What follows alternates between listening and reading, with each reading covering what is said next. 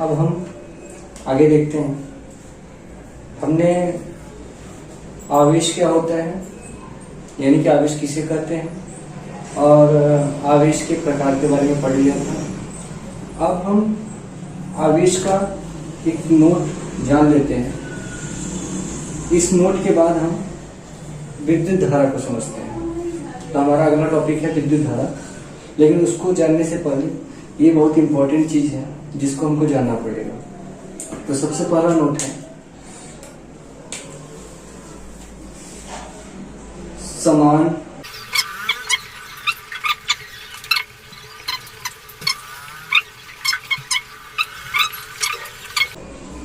है।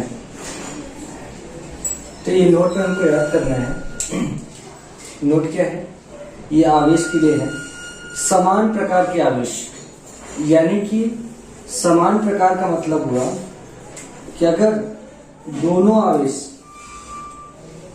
प्लस और प्लस हो, तो प्लस और प्लस जो आवेश होते हैं एक दूसरे को प्रतिकर्षित करते हैं। प्रतिकर्षित मतलब ये इसको इधर धक्का मारेगा और ये इसको इधर धक्का मारेगा।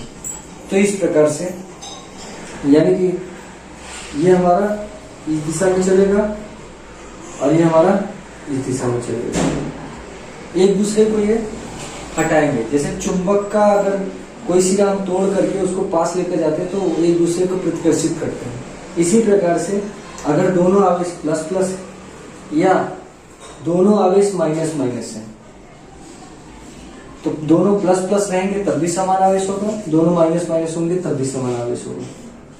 तो इस प्रकार से हमारा होगा। तो यानी कि समान प्रकार के आवेश, ये समान आवेश है, समान आवेश। और समान आवेश क्या कर रहे हैं? एक दूसरे को प्रतिकर्षित कर रहे हैं, प्रतिकर्षित। अब हम देखते हैं, कह रहा है समान प्रकार के आवेश एक दूसरे को प्रतिकर्षित करते हैं। प्रतिकर्षित करने का मतलब ये उसको उधर धक्का मारेगा और ये इसको इधर धक्का मारेगा, यानी कि दोनों पास पास नहीं आएंगे। तथा विपरीत प्रकार के आवेश। अब विपरीत प्रकार के आवेश क्या होते हैं? विपरीत प्रकार का आवेश, अगर हम विपरीत आवेश देखें तो विपरीत आवेश क्या करते हैं? आकर्षित करते हैं, आकर्षित। अब विपरीत आवेश क्या होता है? अगर एक प्लस है तो दूसरा क्या होना चाहिए? माइनस। अब ये प्लस और माइनस एक दूसरे को अपनी ओर क्या करेंगे? खींचेंगे। तो ये इसको इधर अपनी ओर खींचेगा प्लस वाला, और माइनस वाला इसको अपनी ओर खींचेगा। तो ये है आकर्षण, यानी कि प्लस और माइनस के बीच में आकर्षण बल लगता है, जबकि समान प्रकार के आवेश एक दूसरे को प्रतिकर्षित करते हैं, यानी कि प्रतिकर्षण बल लगता है। तो ये बहुत ही इंपॉर्टेंट पॉइंट है। विद्युत धारा, जब भी हम विद्युत धारा को पढ़ेंगे तो उसमें यह चीज जरूर आएगा, तो उसको समझने के लिए इसकी आवश्यकता पड़ेगी। तो अब हम स्टार्ट करते हैं विद्युत धारा। चलिए अब हम देखते हैं अपना अगला टॉपिक, विद्युत धारा, जिसको अंग्रेजी में बोलते हैं इलेक्ट्रिक करंट। Electric current.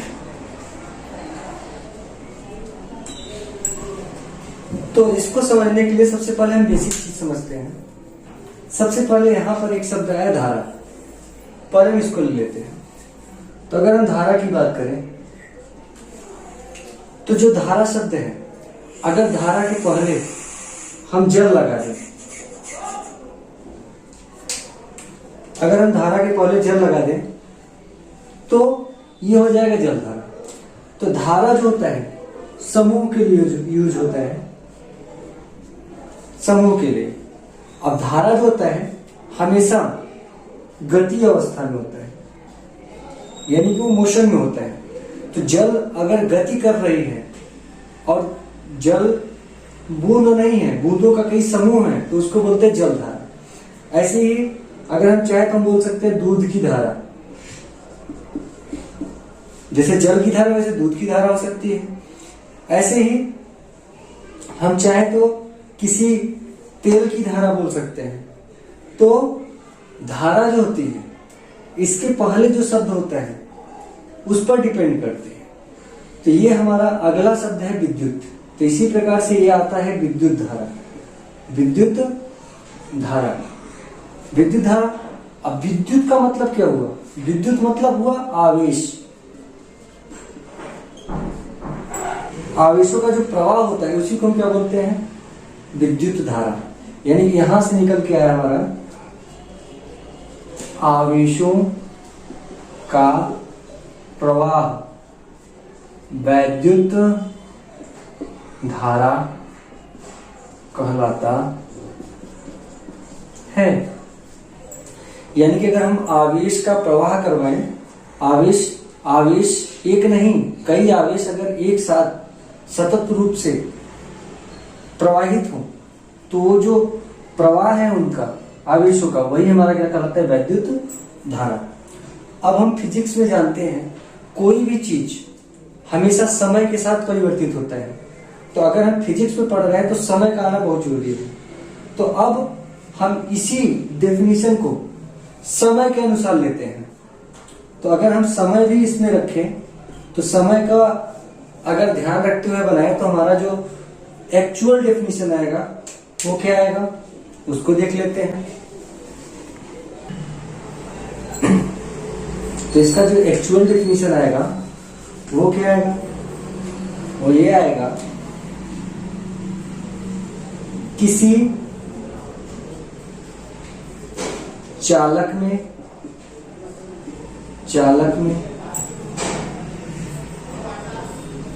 आवेश प्रवाह की दर को वैद्युत धारा कहते हैं। तो ये हमारा डेफिनेशन निकल के आया। विद्युत धारा किसे कहते हैं? तो किसी चालक में, तो चालक क्या होता है यह भी बताएंगे। किसी चालक में आवेश प्रवाह की दर को वैद्युत धारा कहते हैं। और जो वैद्युत धारा होता है, वैद्युत धारा को हम स्मॉल आई से प्रदर्शित करते हैं। इसे स्मॉल आई से प्रदर्शित करते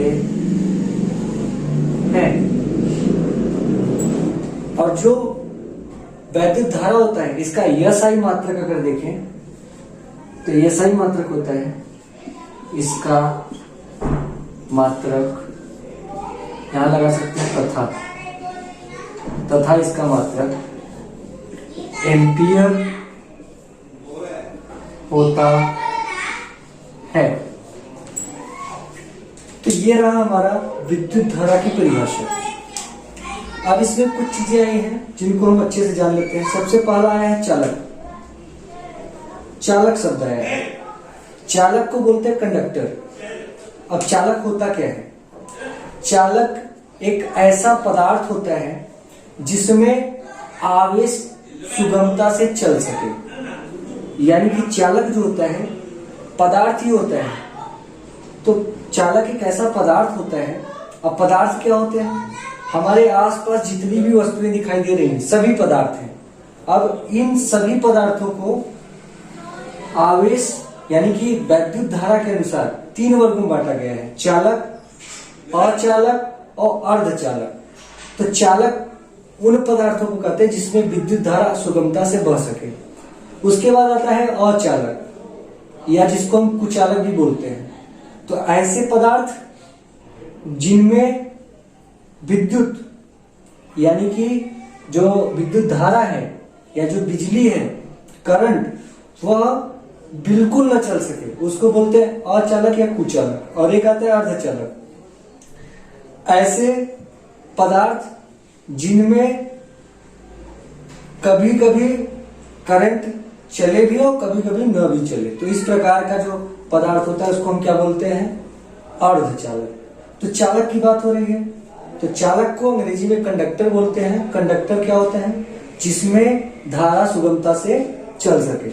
तो चालक एक पदार्थ ही होता है, तो चालक हो गया। अब कह रहा है किसी चालक में आवेश, तो चालक में अगर हम एक एग्जांपल देखना चाहे तो देख सकते हैं, जैसे धातुएं, जितनी भी धातुएं हैं वे सभी क्या हैं, चालक होती हैं।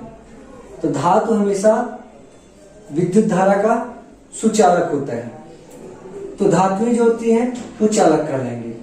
तो किसी चालक में आवेश प्रवाह की दर, अब एक शब्द आया दर, तो आवेश भी समझ में आ रहा है, प्रवाह भी समझ में आ रहा है, लेकिन दर नहीं समझ में आ रहा है। तो दर को देखते हैं। अब दर होता क्या है, दर को अगर देखें तो दर का मतलब है 1/समय। कहीं पर भी दर आए तो दर का मतलब होता है 1/समय। दर का मतलब होता है समय से भाग, उसी को बोलते हैं दर। तो भाग का मतलब बटे में समय लिखना है, चाहे ऐसे समझे चाहे दर का मतलब 1/समय समझ ले। तो दर को वैद्युत धारा कहते हैं। तो अगर हम वैद्युत धारा देखना चाहते हैं तो हम क्या लिखेंगे, किसी चालक में आवेश प्रवाह, तो यानी कि आवेश रहेगा, आवेश प्रवाहित होगा, तो आवेश कितना बह रहा है, कितना प्रवाह हो रहा है। अब यहां पर शब्द आया की, तो हमने मैथ में पढ़ा है का के की का मतलब समीकरण में होता है गुणा। तो आवेश की और दर, और दर का मतलब क्या होता है 1/समय। तो दर की जगह पर लिख देंगे 1/समय। और इसी को क्या बोलते हैं, विद्युत धारा। तो ये जो पूरा होगा किसके बराबर हो जाएगा, विद्युत धारा के। तो यहां पर हो जाएगा विद्युत धारा, यानी कि विद्युत धारा जो होगा आवेश गुणे 1/समय के बराबर होगा। तो हमने पढ़ा है कि अगर कोई भी संख्या a/b के रूप में दिया है, ठीक है, अगर कोई संख्या जैसे अकेले है और गुणे में है और उसके बाद कोई दूसरी संख्या 1/b ऐसे दिया हुआ है, तो हमने यह पढ़ा है कि किसी भी संख्या के बटे में हम 1 मान सकते हैं। और जब दो संख्याएं बटे में हो जाए और उनके बीच में गुणा का चिन्ह है तो उसका नियम होता है ऊपर का ऊपर गुणा और नीचे का नीचे गुणा करते हैं।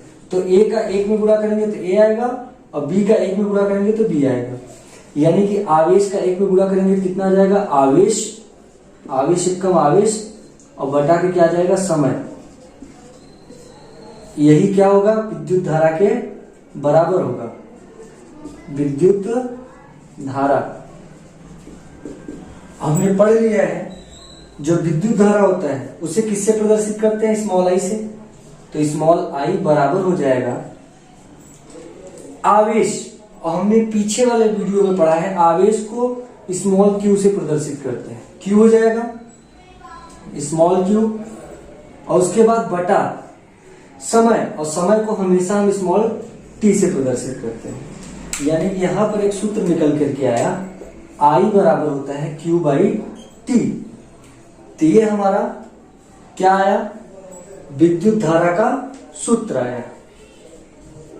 तो अगर कोई परिभाषा पूछे कि विद्युत धारा की परिभाषा बताइए, तो किसी चालक में आवेश प्रवाह की दर को विद्युत धारा कहते हैं। इसे हम स्मॉल आई से प्रदर्शित करते हैं। अब एनसीईआरटी में कैपिटल आई भी दिया है तो उसको भी यूज कर सकते हैं, तथा इसका मात्रक एम्पियर होता है।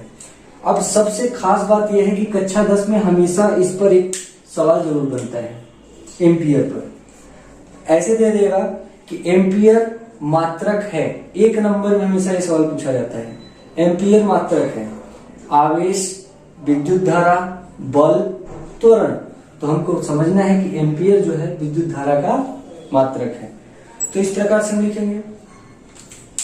तो ये हमारा विद्युत धारा की परिभाषा हो गई और उसका सूत्र हो गया। अब हम इसके आगे बढ़ते हैं।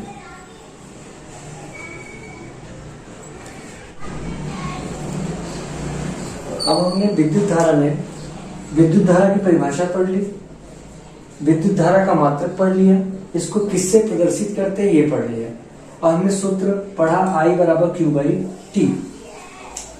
और हमने यह जाना कि I का जो मात्रक होता है वो क्या होता है, एम्पियर होता है, एम्पियर। लेकिन अगर हमसे कोई पूछ ले कि एम्पियर की परिभाषा क्या होती है, एम्पियर की परिभाषा बताओ। तो हम कैसे बताएंगे? तो हमने एक सूत्र पढ़ा था कि I बराबर होता है Q बाई T, ये वाला सूत्र पढ़ा था, I बराबर Q बाई T।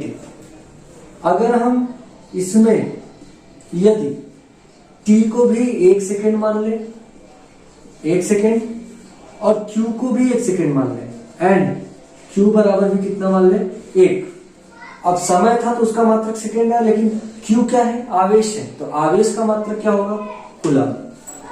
तो अगर हम समय को 1 सेकेंड और आवेश को 1 कूलम मान लें तो होगा क्या? I बराबर Q की जगह पर कितना आएगा? 1, फिर बटा में T की जगह पर कितना आएगा? 1, और 1 से 1 कटेगा कितना आएगा? 1, यानी कि I। और I क्या है? इसके आगे क्या मात्रक आता है? एम्पियर। यानी कहने का मतलब है I का मान कितना हो जाएगा? 1 एम्पियर। तो जब भी हमारा एम्पियर की परिभाषा पूछेगा तो हम 1 एम्पियर की परिभाषा देंगे। तो ऐसे हम बनाते हैं उसको। तो हम क्या करेंगे? बोलेंगे अब जो धारा होती है वो चालक में प्रवाहित होती है, तो लिखेंगे यदि किसी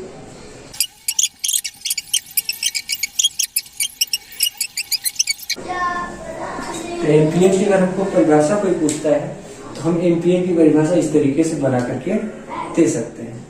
क्या है? यदि किसी चालक के अनुप्रस्थ काट के क्षेत्रफल से, तो यहां पर एक शब्द आया अनुप्रस्थ काट का क्षेत्रफल। तो ये चीज बहुत इंपॉर्टेंट है। तो हमने कक्षा 9 में सिलेंडर पढ़ा था, बेलन, उसमें अनुप्रस्थ काट आया होगा कई बार। तो होता क्या है, अगर कोई बेलन है, बेलन क्यों ले रहे हैं? क्योंकि जो हमारा तार होता है हमेशा बेलनाकार होता है, ठीक है, और तार का चालक मतलब यहाँ पर तार की ही बात हो रही है। तो अगर इस चालक का देखें, एक सिरा ऐसा होता है, दूसरा सिरा ऐसा होता है, ठीक है, यानी कि बेलन क्या आकार का होता है। तो अगर हम किसी भी सॉलिड चीज को, जैसे कि यही है, इसको हम बेलन मान सकते हैं। अगर हम इस बेलन को, इसकी ये होती है चौड़ाई और ये होती है लंबाई, अगर हम चौड़ाई के अनुदिश काटते, ऐसे ऐसे काटे, तो उसको बोलते हैं, इसको अगर एक बार काटेंगे तो ऐसा मिलेगा, और ये जो मिला इसको बोलते हैं अनुप्रस्थ काट का क्षेत्रफल। ये है अनुप्रस्थ काट, ठीक है, यानी कि चौड़ाई के अनुदिश काटा गया, इसलिए क्या है? अनुप्रस्थ काट का क्षेत्रफल। ये जो क्षेत्रफल मिलेगा कैसा मिलेगा? अनुप्रस्थ काट का क्षेत्रफल। अगर हम इसी बेलन को ऐसे लंबाई के अनुदिश ऐसे काट दें सीधा, अब ऐसे ना काटे, ऐसे सीधा काट दें, तो उसको बोलते हैं अनुदैर्ध्य। अनुदैर्ध्य काट का क्षेत्रफल, उसको क्या बोलते हैं? अनुदैर्ध्य। तो ये अगर हम इसके लंबाई के अनुदिश ऐसे ऐसे ना काट के साइड से, इसकी लंबाई के अनुदिश ऐसे काटे, तो जो क्षेत्रफल हमको मिलेगा उसको क्या बोलेंगे? अनुदैर्ध्य काट का क्षेत्रफल। तो यहाँ पर अनुप्रस्थ काट का क्षेत्रफल क्या होता है समझ में आ गया? यदि किसी चालक के अनुप्रस्थ काट के क्षेत्रफल से 1 सेकेंड में 1 कूलम आवेश प्रवाहित हो, यानी कि यहां से अगर 1 सेकेंड बीते, 1 सेकेंड में जितना 1 कूलम अगर आवेश प्रवाहित होता है तो इसमें बहने वाली जो धारा होगी वो कितनी होगी? 1 एम्पियर होगी, ठीक है। यही है एम्पियर की परिभाषा। तो हमने एम्पियर की परिभाषा को भी जान लिया। अब हम देखते हैं किसी भी चालक में जो विद्युत धारा होता है वह किस प्रकार से प्रवाहित होता है, कैसे विद्युत धारा चलती है किसी चालक में।